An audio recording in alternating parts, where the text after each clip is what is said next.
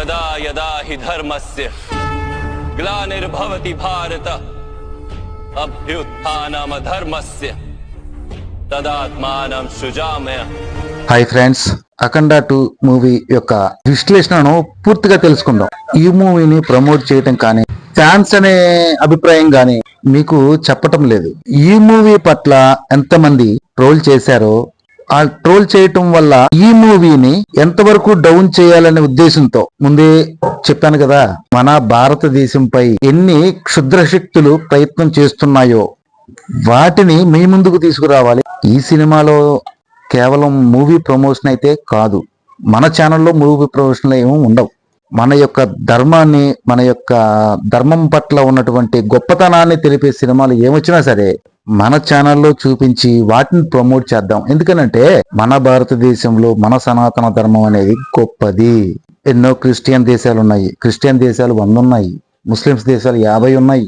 మనకి కేవలం హిందూ సనాతన ధర్మాన్ని పాటించే భారతదేశం ఒక్కటే ఉంది. దాన్ని గమనించండి మీరు.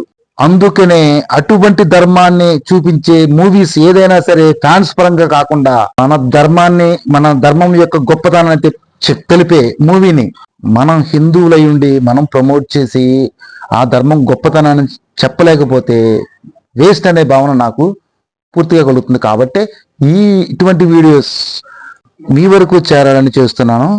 నేను చెప్పేది పూర్తిగా వినండి. ఇక్కడ ఈ అఖండ 2 మూవీ పట్ల జరిగినటువంటి ట్రోల్స్ అనేది మీకు వివరిస్తాను, ఒకసారి తెలుసుకోండి.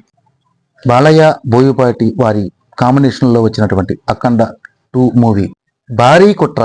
ఇప్పటి వరకు చాలా సినిమాలపై కుట్ర జరిగింది, కానీ అఖండ 2 మూవీపై జరిగినటువంటి కుట్ర ఒక కొత్త కోణంగా భావించాలి. ఎప్పుడైనా ఒక సినిమా రిలీజ్ అవుతుందంటే యాంటీ ఫ్యాన్స్ ట్రోల్ చేస్తూ ఉంటారు, వ్యతిరేకంగా ప్రచారం చేస్తూ ఉంటారు, నెగిటివ్ గా ట్రోల్ చేస్తూ ఉంటారు. ఇదంతా ఒక ఎత్తు అయితే అది ఎలాగైనా తారాస్థాయికి చేరిపోయింది. ఇప్పటి వరకు జరిగేది అదే, జరుగుతున్నది అదే. కానీ అఖండ 2 పైన తొలిసారి ఒక కొత్త కుట్రకు తెరతీశారు. ఈ కుట్రను ఎంతమంది గమనించారో అర్థం కావట్లేదు. అఖండ 2 పై ఆ రోజు భారీ అంచనాలు ఉన్నాయి, కానీ ఇది 5వ తారీఖు రిలీజ్ కావాల్సినటువంటి మూవీ. కానీ ఆర్థిక విషయాల్లో అది ఆగిపోవడం జరిగింది. తద్వారా ఫ్యాన్స్ నిరాశ కూడా చెందారు.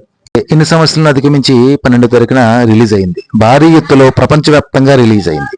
ఈ అఖండ 2 నేను చూశాను. నేను మన ఛానల్లో పాజిటివ్గా రివ్యూ చేశాను. నాకు నచ్చింది, నచ్చినట్టుగానే చెప్పాను. అది మీకు నచ్చొచ్చు, నచ్చకపోవచ్చు. నాకు మాత్రం పూర్తిగా నచ్చింది సినిమా. కానీ తర్వాత కొన్ని వీడియోస్ చూస్తే విపరీతమైనటువంటి నెగిటివ్ రివ్యూస్ చేయటం. ఈ మూవీలో కొన్ని వీడియోస్ని సెల్ ఫోన్ ద్వారా రికార్డ్ చేస్తూ ఎక్కడ లేని ద్వేషాన్ని చూపిస్తున్నటువంటి ట్రోల్స్ మనం కనబడుతుంది అనమాట. ఈ వీడియోస్ ఎన్ని నెగిటివ్ రివ్యూలు ఇచ్చినా నిజంగా చెప్పాలంటే ఆ సినిమాలో అటువంటి దారుణంగా ఉండటం అనేది లేదు. కొన్ని అంశాలు నచ్చకపోయినా, కొన్ని లాజిక్కి దగ్గరగా లేకపోయినా ప్రతి హిందువు చూడవలసిన సినిమా, శివభక్తులు చూడవలసిన సినిమా. మీరు అంతకుముందు సినిమాలో చూసే ఉంటారు కదా, అమ్మూరు సినిమా, దేవి సినిమా, నాగమ్మ సినిమా లాంటివి. అందులో సీన్స్ కానీ సాంగ్స్ కానీ వచ్చినప్పుడు భక్తితో ఊగిపోయేవాళ్ళు కదా. అట్లా పూనకాలు తెప్పించినటువంటి సినిమాలు చూసాము. అట్లాగే ఈ సినిమాలో కూడా బోయపాటి వారు చూపించారు. అది మన ధర్మం గురించి, సనాతన ధర్మం గురించి చూపించారు. అవన్నీ పక్కన పెట్టేసి మీరు బాలయ్య ఏంటి ఈ సినిమాలో ఇలా దిష్టి తీశాడు, ఇవన్నీ లాజిక్ కి దూరంగా ఉన్నాయి కదా అని బాలయ్య ఏంటి ఒంటి చేత్తో అంతమందిని కొట్టేశాడు, అట్లాగే గద తీసుకొని అంత ఇదిగా కొట్టేశాడు అని భావనలో ఉన్నారు మీరు. అంటే హల్క్ సినిమాల లాగా, అలాగే బాహుబలి సినిమాల లాగా, అట్లాగే వేరే సినిమాలలో హీరోలు వాళ్ళు ఇష్టం వచ్చినట్టు కొట్టేస్తే అది మాత్రం మనం ఎంకరేజ్ చేస్తామే తప్ప దైవత్వానికి సంబంధించినటువంటి ఈ మూవీని మనం ట్రోల్ చేయాల్సిన, వేరే వాళ్ళు ట్రోల్ చేస్తే మనం చూడాల్సింది ఏంటి? మనం హిందూ అయ్యుండి కూడా ఇటువంటి మూవీస్ వచ్చినప్పుడు వీటిని ఎంకరేజ్ చేసి భగవంతుడు అనేవాడు వస్తే ఎట్లా ఉంటుందో చూపించినటువంటి ఈ సినిమాని మనం ట్రోల్ చేస్తూ ఉంటే మనం చూడాలా? ట్రోల్ చేసే వాళ్ళని మనం ఎంకరేజ్ చేయాలా? చాలా తప్పు. మన ధర్మాన్ని కించపరిచి ఏ లుచ్చగానైనా సరే మనం వదలకూడదు. మన భారతదేశం పట్ల చూపిస్తున్నటువంటి మన ధర్మం పట్ల చాలా మంది కొన్ని సంవత్సరాల నుంచి చాలా వ్యతిరేకంగా చూస్తున్నటువంటి మన హిందువులుగా మనం ఏం చేస్తున్నాం? తిన్నాములే, పడుకున్నాములే, అయిపోయిందిలే, సాగిపోయిందిలే, మన జీవితం సాగిపోయింది అంటే ఎలా కుదురుద్ది? మనకు ఉన్నదే ఒక్క భారతదేశం, సనాతన ధర్మాన్ని పాటించే భారతదేశం. ఈ ధర్మంలో కేవలం సృష్టిలో ఉన్న ప్రతి జీవరాశి పట్ల దైవత్వాన్ని కలిగి ఉండటం అనేది ముఖ్యంగా, అతి ముఖ్యంగా మన కన్నటువంటి తల్లిదండ్రుల పైన దైవత్వాన్ని కలిగి ఉండేది చూపించే ధర్మాన్ని ఎవడో వృచ్చ నా కొడుకు కించపరుస్తూ ఉంటే మనం చూస్తామా? తప్పు. మనం ఏం చేస్తున్నాం? మనకున్న భారతదేశంలో ఈ ధర్మాన్ని కాపాడటానికి ఇంత కష్టపడాలా? మనందరం ఏం చేస్తున్నాం? ఎటువైపు నడుస్తున్నాం? మనకున్న ఈ భారతదేశాన్ని మనం కాపాడుకోలేమా?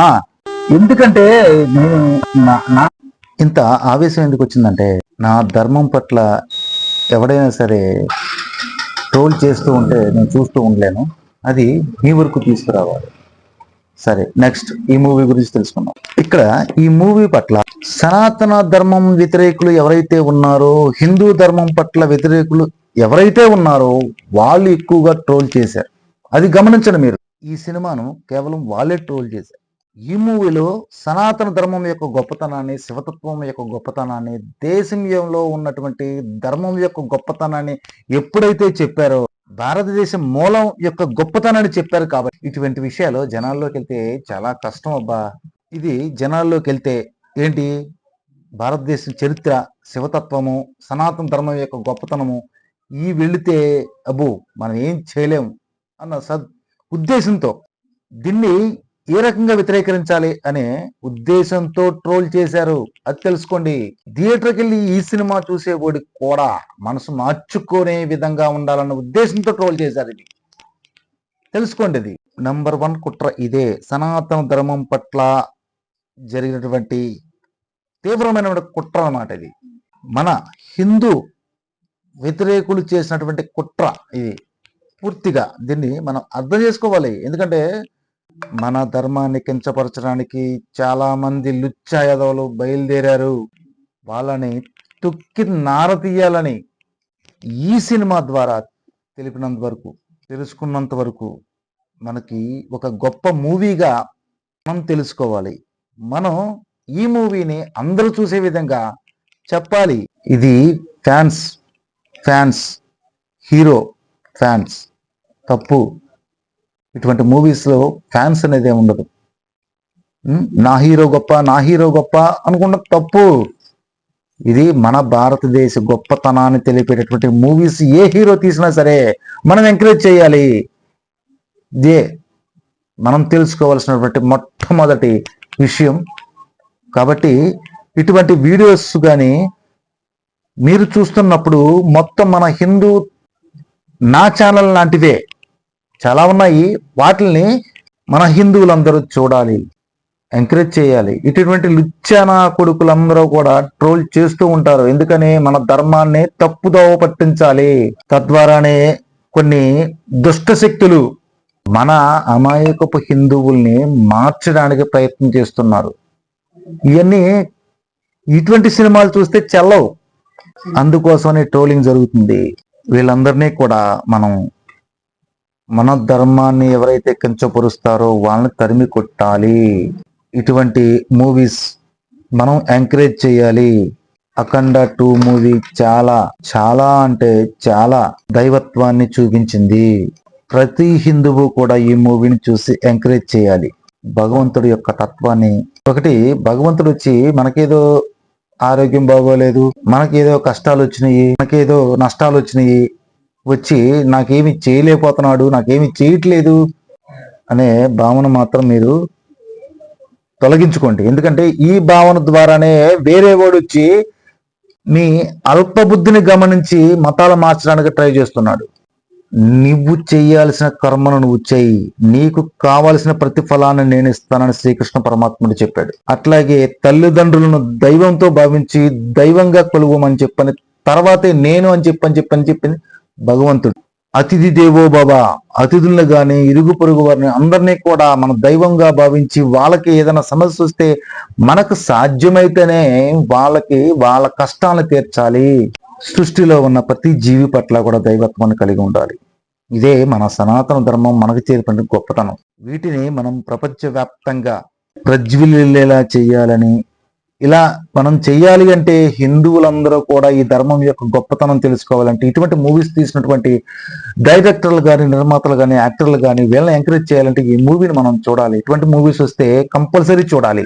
ఇట్లా చూడటం వల్ల ఏంటంటే వాళ్ళకి ఇంట్రెస్ట్ కలిగి మిగతా యాక్టర్స్ కూడా ఇటువంటి మూవీస్ తీయడానికి ఇంట్రెస్ట్ చూపిస్తారు. కాబట్టి ఈ మూవీ గురించి నేను ఇంతవరకు చెప్పాను. నెక్స్ట్ మూవీస్ ప్రమోషన్ అయితే నేను చేయను ఈ ఛానల్లో. కేవలం మన ధర్మం పట్ల, మన దేవీ దేవతల పట్ల కొంతమంది లుచ్చా ఎదవలు చాలా దారుణంగా వక్రీకరించి మాట్లాడుతున్న సందర్భాలను మాత్రమే నేను ఈ ఛానల్లో చూపిస్తాను. కానీ ఇటువంటి ఈ ఎదవల్ని, మన దేవీ దేవతల్ని కించపరిచేటటువంటి, మన గ్రంథాలను కించపరిచి ఈ ఎదవల్ని వదిలి ఊరుకోవటం అనేది జరగదు. నాకు తోడుగా మీరు కూడా ఉంటానంటే నా ఛానల్స్ సబ్స్క్రైబ్ చేసి నన్ను ముందుకు తీసుకెళ్లాలని, నా ఛానల్ని అందరికీ చేరే విధంగా చేస్తారని కోరుకుంటూ లైక్ చేయాలి, సబ్స్క్రైబ్ చేయాలి, షేర్ చేయాలి. జై శ్రీరామ్, భారత్ మాతాకి జై.